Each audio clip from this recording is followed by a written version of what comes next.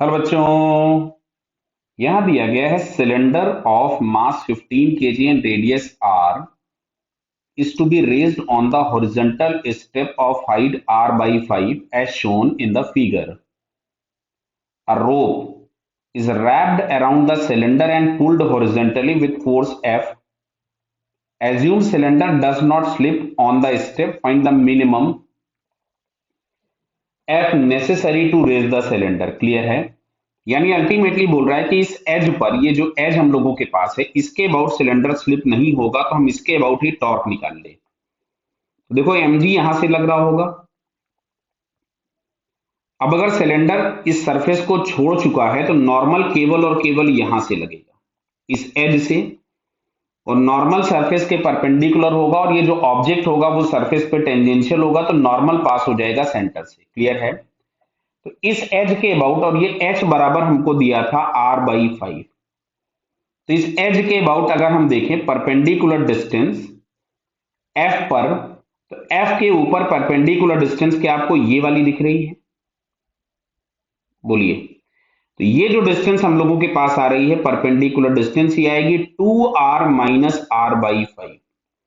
ये हमारे पास हो जाएगा 10 - 1, ये मिलेगा 9r/5। अच्छा, अगर हम mg पे परपेंडिकुलर डिस्टेंस देखें तो mg पे परपेंडिकुलर डिस्टेंस ये ब्लू लाइन होगा। एग्री करते हो? ये r है, बराबर है ये, और ये जो पार्ट ये वाला जिसको मैंने ब्लू कलर से बनाया, ये r माइनस h होगा। शायद उम्मीद करते हैं समझ में बात आई होगी। तो अब एक ट्रायंगल है जिसकी दो साइड्स पता है, हाइपोटेन्यूज पता है और एक साइड और पता है, और हम लोग इस वाली डिस्टेंस में इंटरेस्टेड है। तो क्या इस डिस्टेंस को हम लोग लिख सकते थे √r² और r माइनस h का होल स्क्वायर। क्लियर बताइए? तो चलो इसको हम थोड़ा सा और सिंप्लीफाई पहले कर लेते हैं। तो √r², क्लियर, और r minus h means r minus r/5। तो क्या दिख रहा है बताइए? 4r/5 हो जाएगा। r माइनस r/5 लिखोगे तो 4r/5 का स्क्वायर करोगे तो 16r² / 25।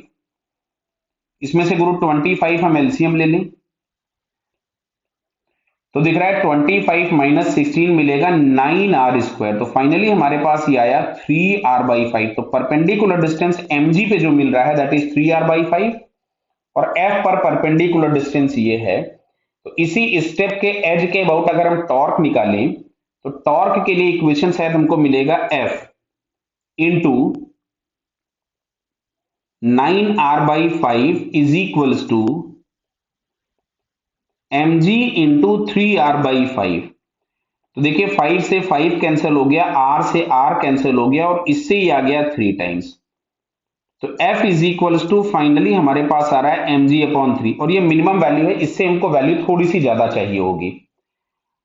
m हम लोगों को दिया है 15 kg, देखिए दिया है 15 kg, तो हम m की जगह 15 पुट कर देते हैं। तो यहां से हमारे पास आता है 15 इंटू 10/3, ये आ जाएगा 5। मतलब हम लोगों को समझ में आ रहा है कि f का जो मिनिमम वैल्यू होना चाहिए दैट इज 15 न्यूटन। 15 न्यूटन से थोड़ा सा ज्यादा होगा तो ये उस स्टेप पर चढ़ जाएगा। और आपसे आपसे पूछा था मिनिमम f रिक्वायर्ड, तो फिर आंसर हम लोगों को ये ऑप्शन में लिखा हुआ 50 ही मिलेगा।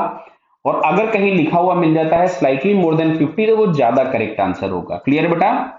Okay, all the best.